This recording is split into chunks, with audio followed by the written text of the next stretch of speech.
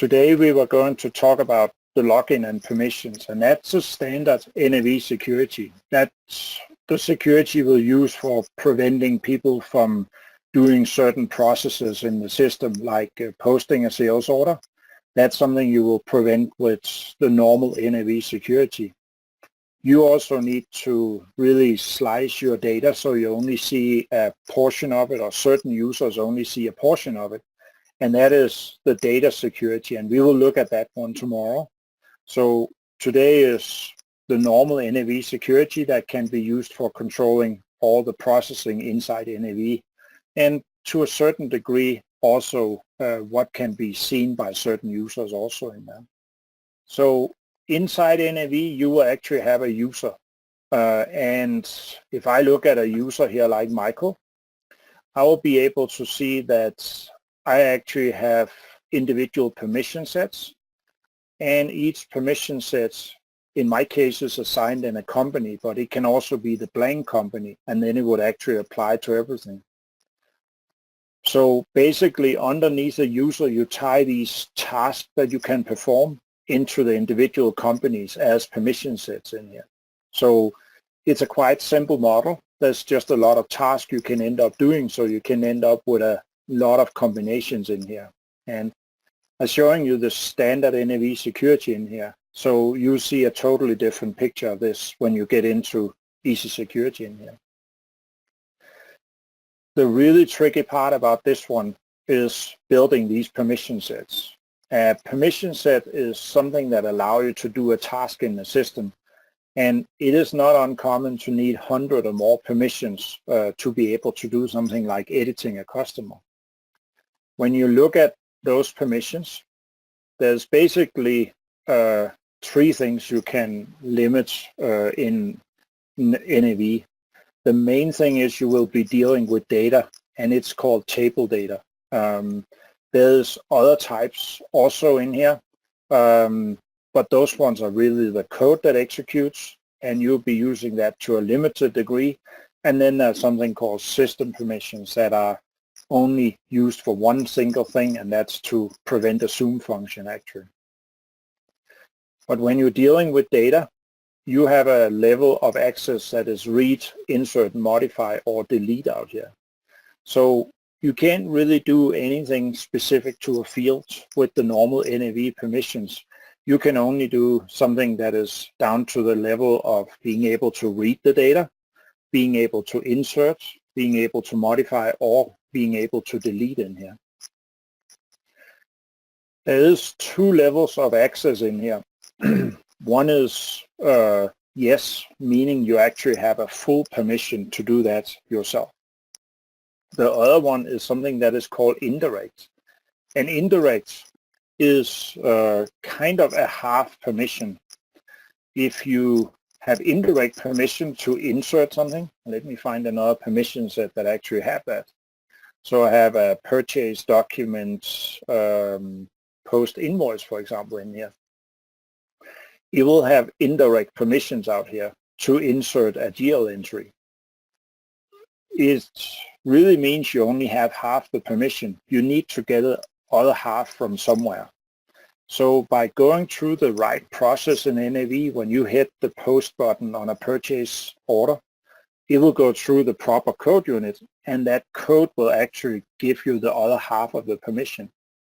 But without having the code giving it to you, you would actually not be able to create a record or insert a record in the GL entries. So that's an important concept for everything posted in NAV, how it's actually being protected by only assigning indirect permission to certain things in here. All this, even if you actually ended up having full permissions in here, you could go change this one so you actually would have full access in here. Because of this one is a posted table, the license that you run your NAV system on will actually also only give you indirect permission in here. So you would never be able to exceed the level of the license anyway. So at that point it's really protected anyway in there. So, but it's a concept that is used mainly for protecting posted data. but it's important to know that it's kind of a half permission. It's not enough. You need to go through the right process that will give you the other half of those permissions out there. So the data permission are really what drives the whole setup in NAV. So if you're posting a sales order, for example, in the system, it will create a posted invoice in the system. And you need to have the insert rights and things like that one to actually be able to do that. And as this permission set is one that allow that, you can see down here that's exactly what this one allow you with purchase documents in here to do that. The amount of details in here can get very big, and basically we will be using a recorder, and you don't really have to know anything about all these numbers. If you want to create a permission set, you can record it. If you want to update an existing one, you just record more on top of what's already in the permission set. For other type of permissions in here, there is a possibility to actually limit what people can actually run or what can be included in the code also. And if you look at a report, for example, a report will read data, but that's with permissions to read the data. The only thing that really makes sense for a report is if you can execute it or not in here. And these lines shows up as bold because when you have permissions for 0, it basically means you have permission for every report in the system.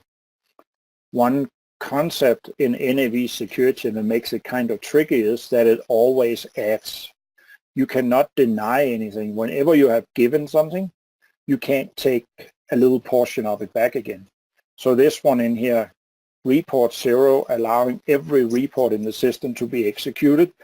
You'll see in Easy Security, we'll actually deal with it in a different way. And in that way, we can actually take away certain reports. But we cannot give this 0 in here because then we can't deny anything on top of that. Yeah, so that's basically how the security system works inside NAV. A permission set allows you to do a task to execute some code in there. And when you get into a user, you will map these permission sets together with the companies in the database, and that's how a user gains the access to something in here. Yeah. But that's a standard NAV security system, and I'm going to look at this one from inside Easy Security instead in here. And where it's called a user in normal NAV, we actually refer to it as a login. We still have permission sets and some of the other things in here. But basically, when it's inside Easy Security, we refer to it as a login. Everything you will do with security will actually be done from inside Easy Security, and then you will use this publish functions, except for one thing in the system, and that is actually creating of new users. If I want to create a new user, I will go add the user in Active Directory, or if you don't use Active Directory, you create it directly inside NAV in here. So I have set up a new user in my Active Directory, so I'll actually go add a Windows user in here. You do it a little different because you use the NAV user password. But as it creates this user, it will have a username up here. And it looks like that's kind of the primary information, a primary key for this one. But there is really a tricky part about this one, and that is that the primary key for this record is really this record ID or GUID down here. So this one is just a human readable part, but the primary key is actually this value. It also means if you create the same user with the same human readable value down here in 2 different databases, it will get 2 different security IDs. So that's one thing to be aware of, how it actually works underneath in here. As I have created the new user inside the normal table in NAV, and I get back to the list of our logins, I don't see that new user in here. And that's because the same way as we work offline when you modify data, we also do it for pulling in data. So we have a new functions up here. So after you created the user, you will go and get new logins from live, and then it will basically pull it in to the tables inside Easy Security in here.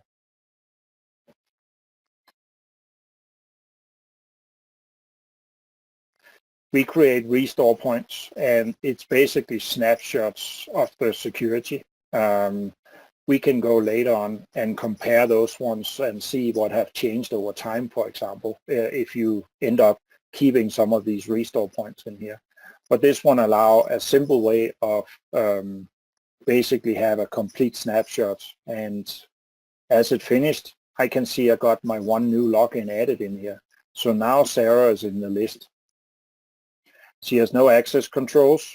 That's the name of that combination between permission sets and companies, and nothing else has been calculated for her in here. As I now open Sarah, you can assign individual permission sets as you saw under the user in there. You can also assign group of permissions. So we suggest you build groups that kind of matches maybe your job roles. So you have customer service, you have warehouse and things like that one in there as a group. And then you only use the permission sets for the smaller parts. So let's say you have 5 accounting people. They'll be assigned the group accounting, but only one of them should be able to print checks, for example. So you could use that as a specific permission in here.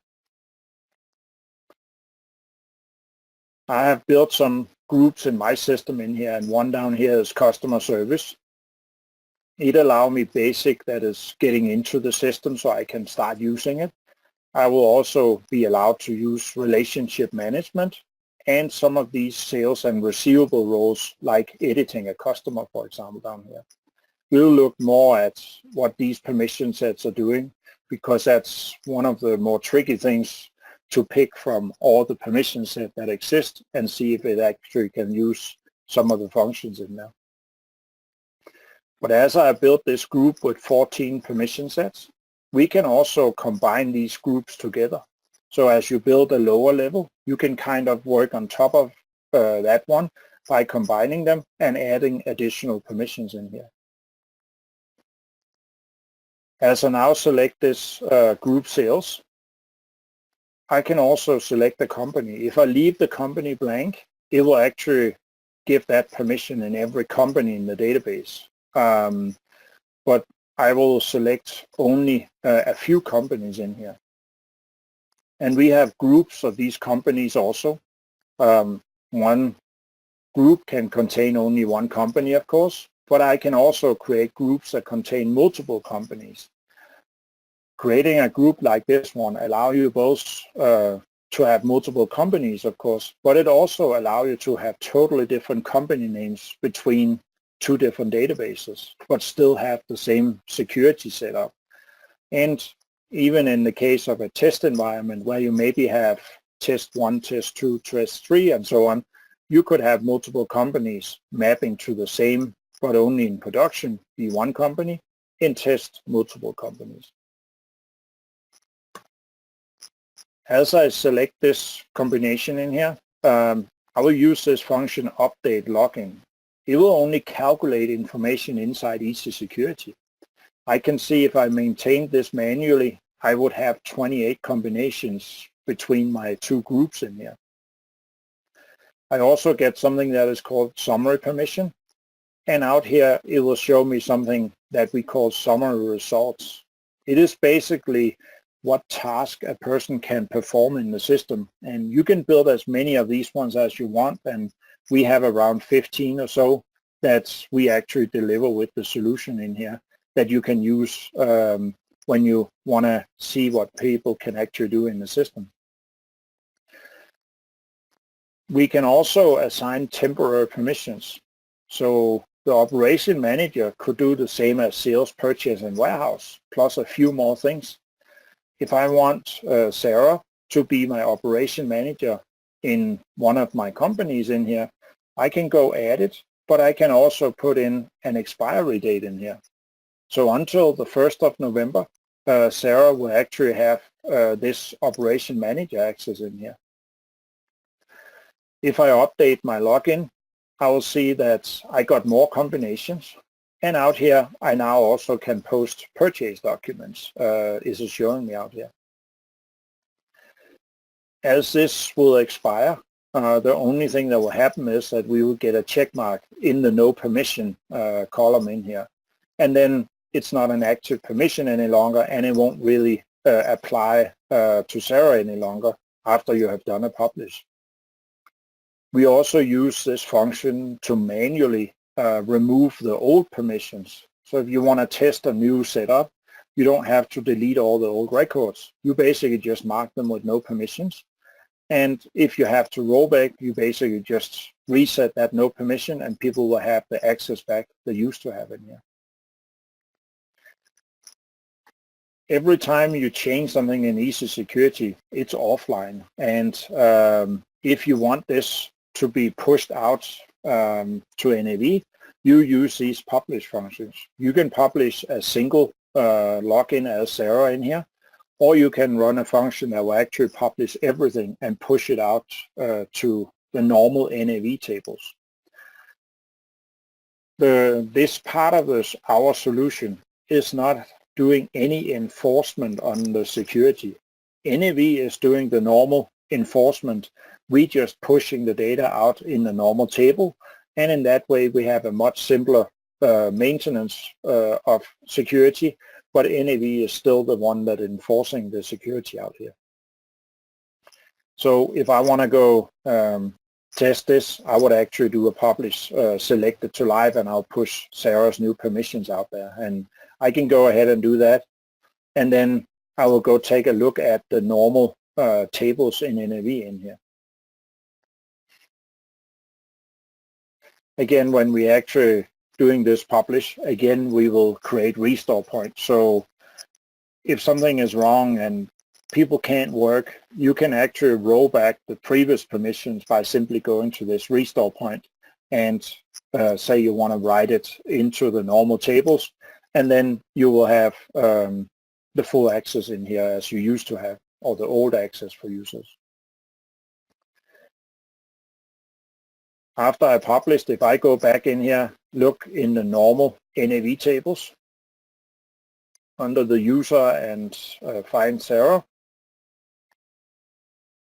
I'll see that all these combinations that I have has now been pushed out here into the normal NAV tables. These tables, by the way, have a tricky thing to them. When normally in NAV, you have different data depending on what company you're looking in. That's not the case for these tables related to security. So as soon as you have pushed the information out, it actually applies to all the other companies in here. And if you go look at it in North America, it would be exactly the same as if you looked in the Europe company. It's basically exactly the same data that is being amplified inside NAV in there. It can be a little tricky because there's not a lot of things in NAV that works that way. If you go to the chart of account, that will be different by company and so on. But precisely the security table works a little different out there. The summary permissions is, when I looked at the permission sets before, I was seeing if I had read, insert, modify, and delete permission and so. Summary permissions are actually the total permission a user has to a table in the system, in a company, and then the total access. So I can see in one company I only have read, I have no insert, modify, no delete. In the other one I have insert and modify down here. And we can actually look backwards inside the data in here and tell us that we have 7 places where we get permissions out here. 5 from one group and 2 from another.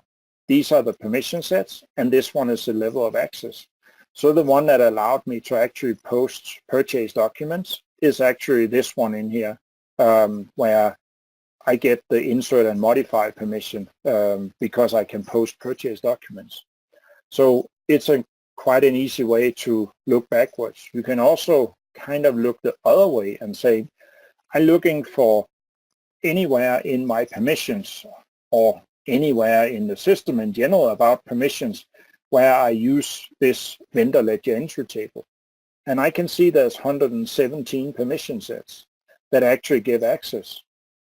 And now I'm looking at the individual permission sets out here, and I see what level of access. So if I wanted to know anything that had an insert permission in here, I could basically in a simple way go here and say I need either yes or indirect.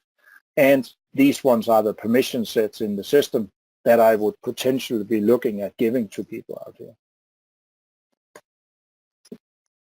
But setting up security for the individual logins, when you have designed your groups and everything is ready, it's pretty easy to do in here.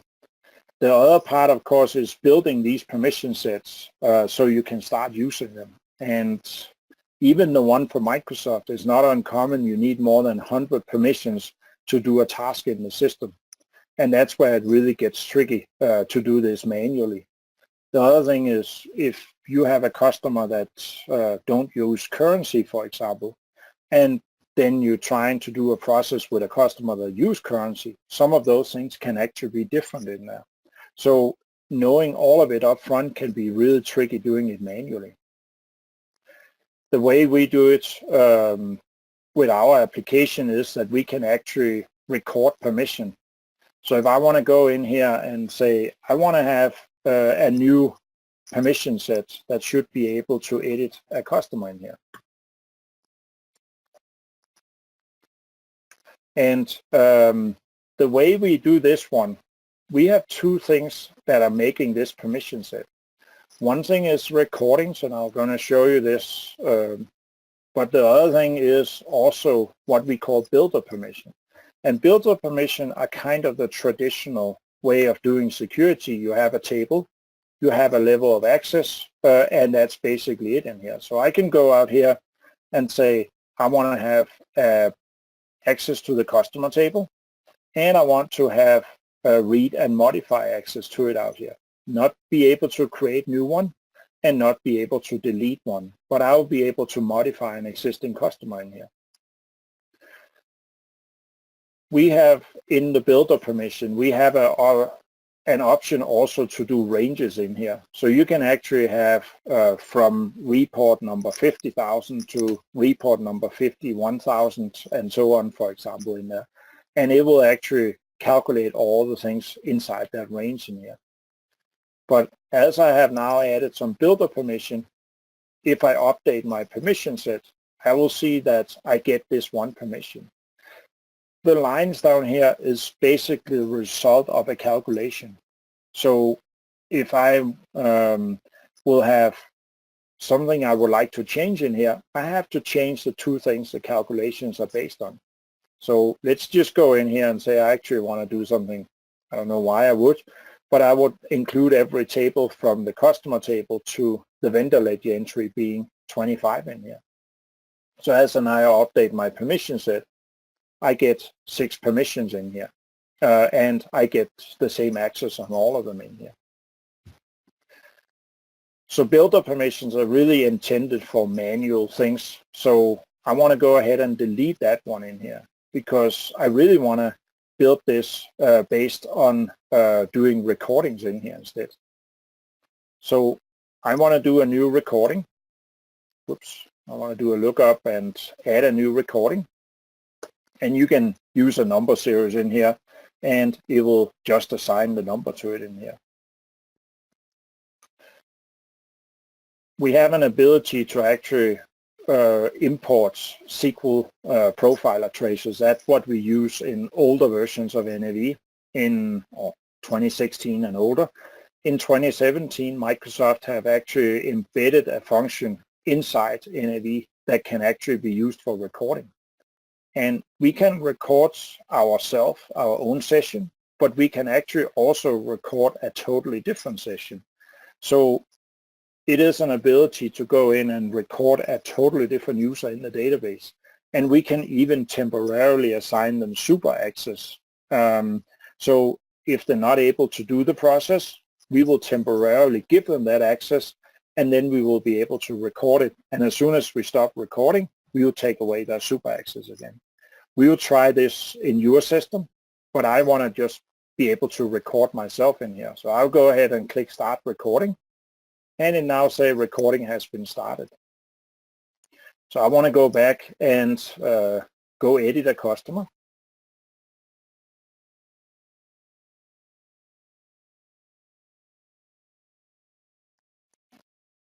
And there's really no indication that this one is running in here, but behind the scene, the recording is basically active in here. So I'll go ahead and change an address, and I'll go ahead and close that customer. And then I will go back and go in and say I want to stop the recording. Just opening up a few pages in here was actually 113 permissions that I needed in here. A lot of these things are read permission, and that's for calculating information like the list of open, or how many open sales orders, how many open invoices, and so on. But I also needed to modify my customer in here. When I modified my customer, I also modified my contacts, and I did some other modifications in here at the same time that it actually all captured for me in here. But a very important part of this process is that the code was also calculated, and you'll see that later. If I would take away certain pages, like the customer card screen where I did the modification in, all users would, or some users would not be able to open up that screen because they wouldn't have the execute permission on that one. But if I need it for a certain process like the one I just went through, we will actually be adding those execute back again. So when I mentioned that, yeah, we want to deny some objects that people can't use, you don't really have to think about it, because if those objects are needed for a process, the recording will actually capture those automatically. But those 113 permissions in there, that's really the beginning of what we need in here. Because when I now apply this recording number 1 to my new permission sets and I do the update, I get 200 permissions. So my 113 permissions got to be 200. The difference is all the things I didn't do. Because I mentioned earlier that if there was something you didn't do, for example, when you were recording, you could have a lot of things giving you an error in the future. And that's exactly what are all these additional ones. We have scanned the source code yesterday from a text file. So we know all the relationships inside this database. Because we know the relationships, we can add all these extra read permissions in here. It's typically not anything that is a problem giving people read permissions, but it's one of the things that will really save a lot of those things going forward. We also do the same for pages in here. Not based on read permission, but I don't know if I can find anyone here. Here's actually there's some pages. I wasn't showing all the fact boxes out here that was possible, but other users could have decided to do that. And again, because we scanned the code, we know that these fact boxes are potentially on there, so we actually add the execute permission in there for those ones. So in that way, you don't have to be very careful when you're actually doing the recording, because all these additional permissions we add will take care of those things that you didn't do as you recorded. So there's no drill down necessary on every field to select an option, for example. All that will be added automatically in there.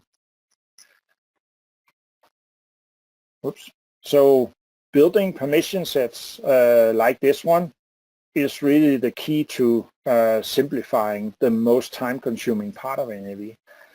The same thing would also be used for correcting permission sets. So if I go look at one of the permission sets coming from Microsoft, for example, there's one down here called Sales Receivable Customer Edit in here. It is built in general by a lot of these permissions, and that's how you typically or traditionally do this manually in here, by knowing all these things and adding them in here. But we can add recordings, or we can add as many recordings as we want in here. And if I want to add this recording number 1, it's going to be combined with the data that already came from Microsoft. So if I update this permission set, I will see I get 265 permissions actually in here. So some of them in here, I will see that I needed some read permissions potentially. I was missing a read for accounting periods and things like that one in here. In the origin, you can see if it's added from the source code analyzer by being additional, or it was part of a recording as being recorded in here. So in this way, you actually get a whole bunch of things extra, and you can keep on adding as many of these recordings or manual permissions as you actually want in here, and in that way build up a permission set to be able to do that. So if you are missing something and you did a recording for it, and you later found out that recording could do way too much, you can still reverse it and saying, I don't want this recording to be part of it any longer. And as I now update my permission set, I'm back to the 121 that it used to be before I added the recording in here. So that really allows you to keep the data kind of separate, even if it ends up being a lot of records when you finish it in here. Yeah, so permission sets are really the key to getting something you can assign to the groups, and then you can assign the groups to the users out there. There's a fair amount of permission sets. There's probably 200 coming from Microsoft. Many of them are very broad, where they will open up for a whole area of NAV. So, for example, the one about posting sales document, it contains the ability to both ship, invoice, and post a credit memo, for example. So if you want to do very precise security for segregation of duties, or in general maybe just want to be only opening up for a single task, we have actually created a whole new set of permission sets that comes with Easy Security. The folder we downloaded yesterday actually have the same spreadsheet that I'm showing in here inside that one, and it gives a sorted list of these permissions that we have built in here. The idea, if we would need to do segregation of duties, we really need to have permission sets that only open up for one task at a time in here. And in this way, we have created permission sets for only viewing, editing, or creating customers out here.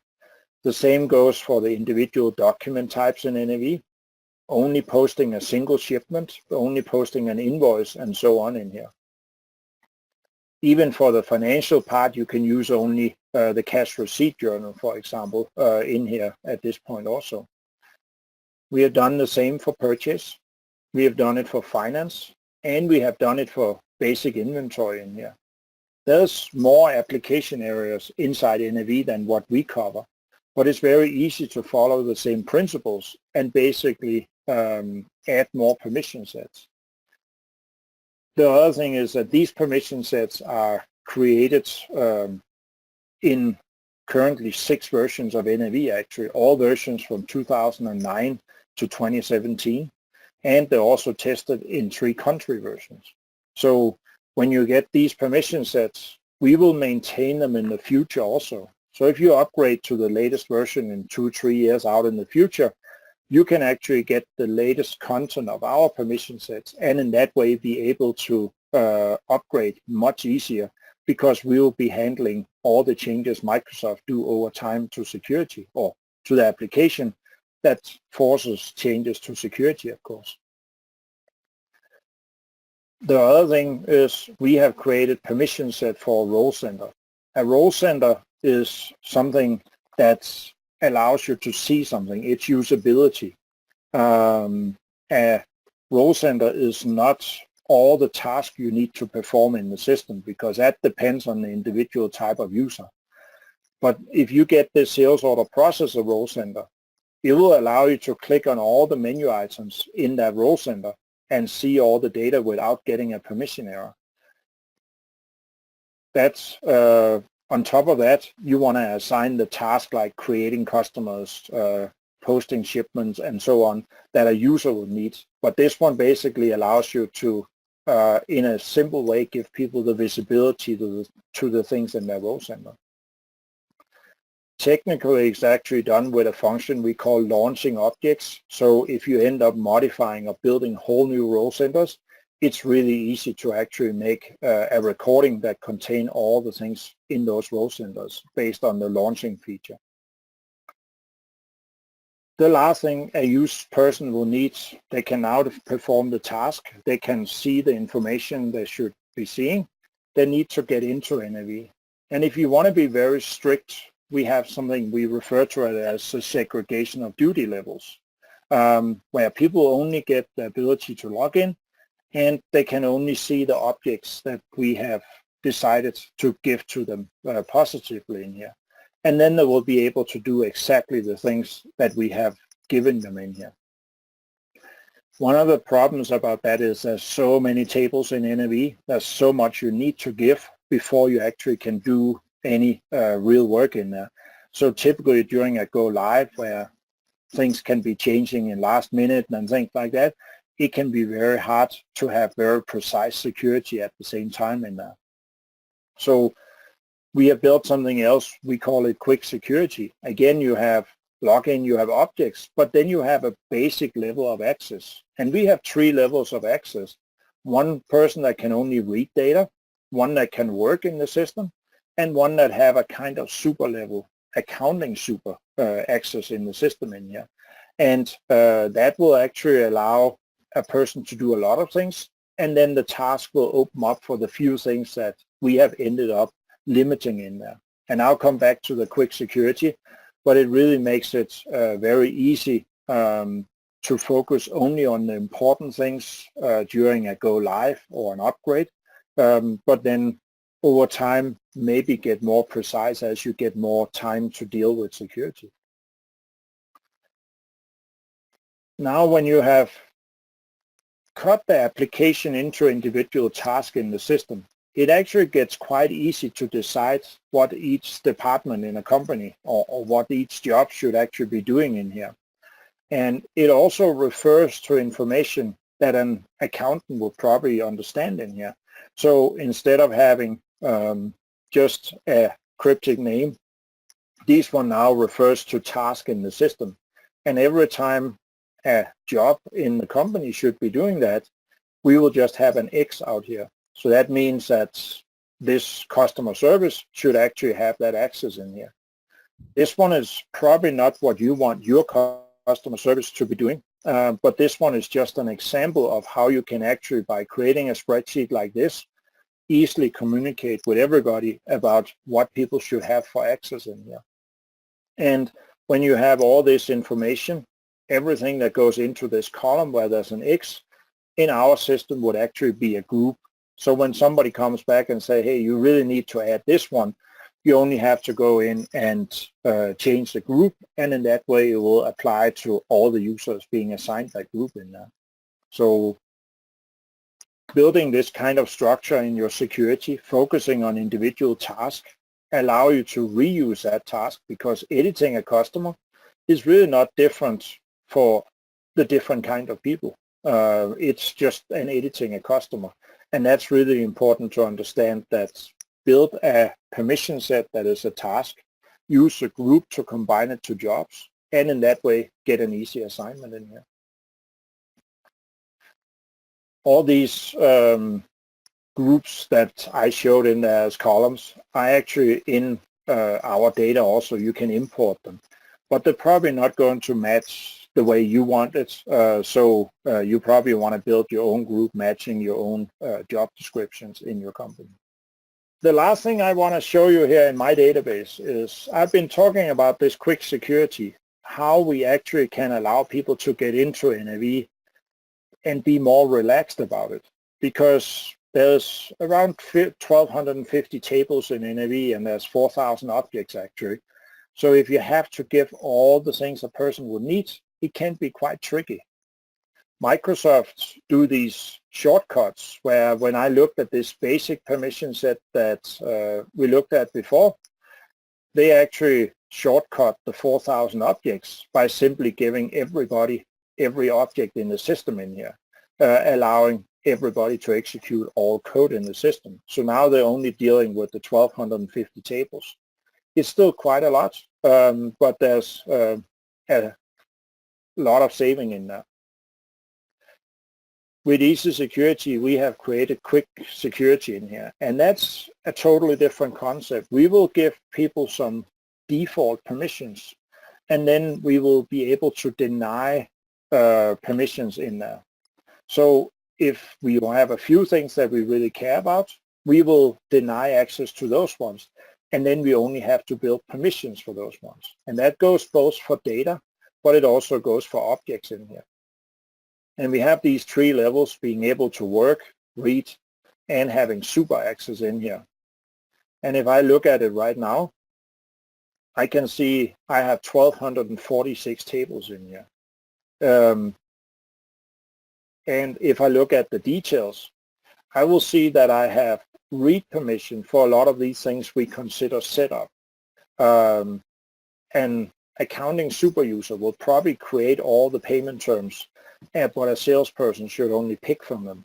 So they only have read permission. When I go down and look at a customer, they should be able to insert, modify customers. It's basically part of processing information. Same goes about sales orders and things like that one in here. So the default setup will actually have locked down around 400 tables, all the things that we have found that's posting groups and things like that. You don't really want people to be changing that. We will give them read permission. We have another level that just gives read permission, and then you only have to deal with the active permissions. So when you looked at modifying a customer, I probably had 120 read permissions in there, but I really only had 4 or 5 insert, modify permissions at that point.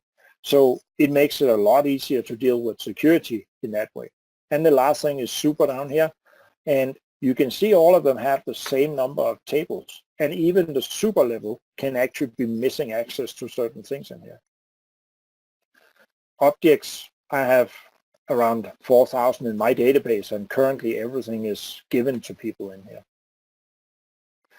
So if I go back and look at how this is defined, it's using something called object properties in here.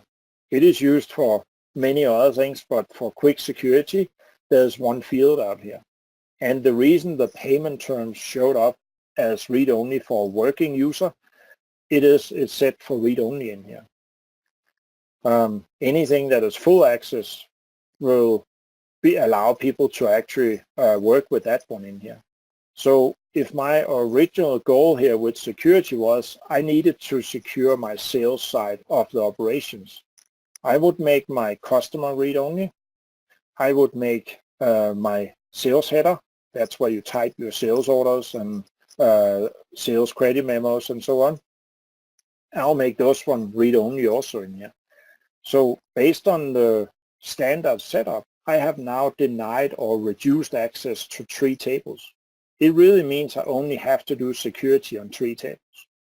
And when you look at the 1,250 tables there was in NAV, you probably have less than 100 tables that are really important. Rest of them are really associated with other ones, or you don't use them at all in here. So by looking at the few things that you really care about, you can start with a few of them, and then you can build security as you get time for it. When later it comes back and say, oh, now we need to deal with the purchase side, you will maybe lock down the vendors and also the purchase documents in there. So you can gradually increase your security, and every time you take a little step, you only have to build permission sets or use the one we have for that little step you took in there.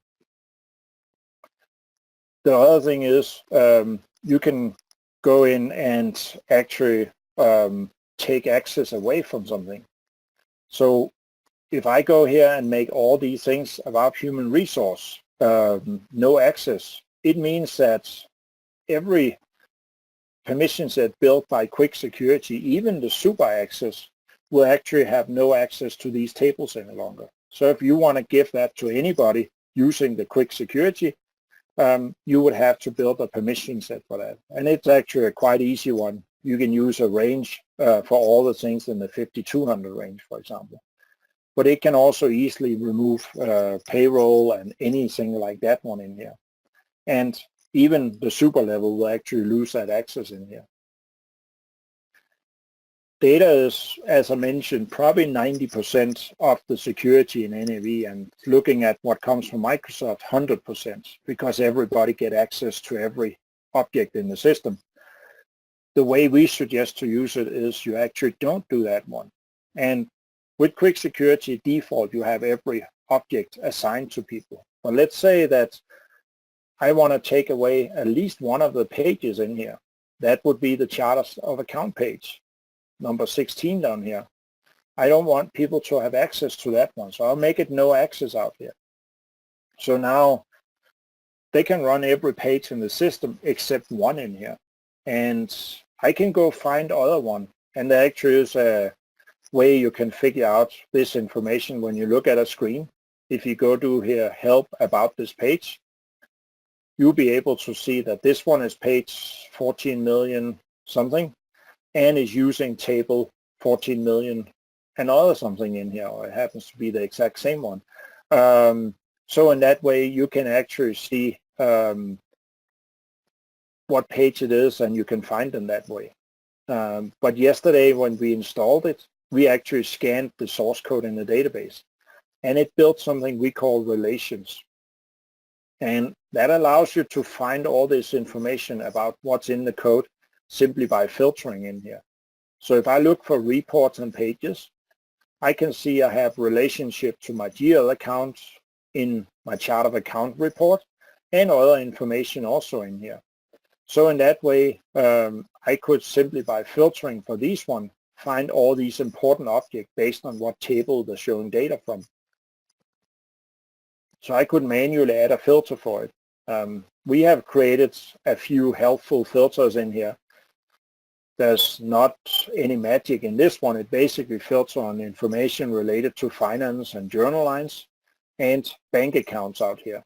So that's around these 20 tables and so. And I now see all the reports in the system that are showing any of that important information. Or if I keep on going down, I'll also see the pages, including my chart of account page down here. So in that way, I can simply select all the objects showing that and add them to a quick security type of no access.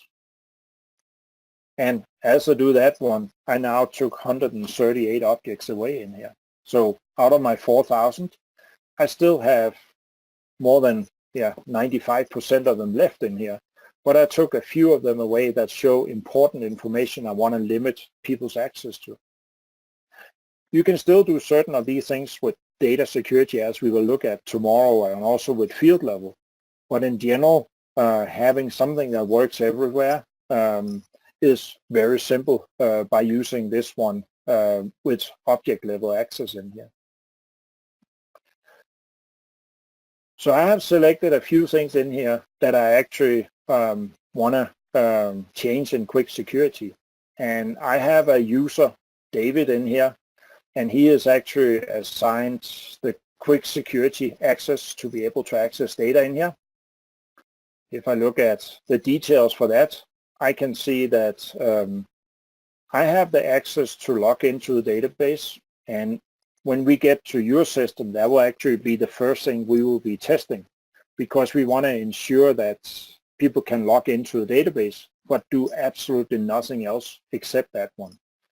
Then we have access to execute the code in NAV minus the thing we denied, and we have access to the data with the working access in here. So this user, David, will actually be able to do everything that's also before I will do the publishing here. There is a trick in Windows, by the way, it have nothing to do with NAV, but if you actually right-click on your NAV icon and you right-click on Dynamics NAV, you can actually run as an administrator, and you can do a few other things in here. If you hold down Shift when you right-click, you would actually have a whole lot of new options in here. Like run as a different user. And that is actually pretty neat for testing the security, where if you're using Windows login as I do, I can actually open up NAV as a totally different user. Since you were, I think yesterday I remember you were using the username NAV user password, it would be pretty easy for you to log in as somebody else in here. But the only way to really test security is that you have two logins. In that way you can log in as a person and test it, and you can have another one with a very high level of access being able to control the security in here. If I go look at my customers right now, I have done nothing by pushing my new changes out here. So I should be able to go in and add a change to the address, for example, in here. If I decided that I really wanted to be a new salesperson in here, that is one of those around 400 tables we have found that to be able to work in the system, you shouldn't change or create any setup for the system in here. So it don't give me the access to insert new salespeople, because as a working person, I shouldn't really do that. Somebody else will create this data and I can pick from it in here. Currently, I didn't do anything. So if I actually go in here to my general ledger, I will be able to see chart of account, and I can get in here and see information and so on in here. So, but I did some changes to the quick security. So I'm actually going to go back here and publish all my permissions. And as I go through this process, it will be calculating a lot of things in here and do some data maintenance like cleaning up old restore points. The next thing it will do is it will go ahead and build all the quick security again. So based on the settings I changed, it will build these permission sets for me. After that, it will go through and update all the permission sets. So if I had created a new object and I had a range, that object will get in the permission set. If I had changed my source code and I have really updated my source code analysis based on those changed objects, I would actually get those new permissions added in here also. So a lot of things you really don't have to deal with manually. You will actually be able to have those things happen simply by running the publish function in here. After it finished with the permission set, it will go through the logins and it will recalculate all based on the current groups. It will calculate expiry and things like that one. And then it will go ahead and create the restore points, and it will push the information into the normal security tables in NAV in here. So it's now doing the restore point, and it will only write the few changes that is necessary in there. So you see the writing process will be very fast. It won't redo the whole security. It only write these few things necessary in here.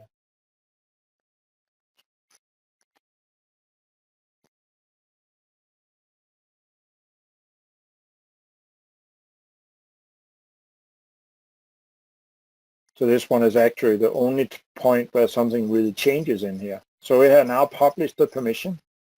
If I go back to David, I can see now I had the chart of account open. It now tells me I lost the execute permission on it. So basically, it's not allowing me to click on this menu item any longer. If I go back and look at the customers where I had the access to change one before, it is not that any longer because I made that table read-only. So if I try to do that now, I don't have the access to modify that record any longer. And if I actually reconnect, because I could see the chart of account and things like that one, when I select the server again, NAV will actually remove all the things that I don't have access to. So I don't have all the extra things in my department menu. So if I go back now and look at department, financial, general ledger, I don't see anything up here in it where I had chart of account and budgets before. And if I go search for chart of account, the search is based on what I can see in my department menu and role center. And since I can't see it any longer, I don't have chart of account. I have some intercompany chart of account, but not the real chart of account any longer. So basically, everything that you do with object level security really helps also limit what people can see in the system when they're searching and things like that one in here. Yeah, quick security is really, it's intended for this first step, and it's not necessarily everybody in the company are using it. You can have people that are very restrictive, like external salespeople. Then you have maybe a big portion of them that use quick security, and you have people in the other end that have more permissions like that, like being able to execute every object, for example, but maybe still only having the data access from quick security. It also allows you over time to gradually get more and more done. And when you're looking at this one in a go live scenario, if you do the final user training without any security, there's a good chance when you go live and you have enabled security that something is wrong. So if you do the user training with quick security on, it is so easy to deal with that in a go live scenario, you know that you will be able to do it. And if you get some time before go live, you can maybe focus on one area like sales and reduce the permissions and build permission sets for that. But it will still be extremely easy to scale back if something is wrong. You can basically go in and saying, yeah, I made this customer table read only in here, but it really giving me all kinds of problems. I'll go back and make it full access.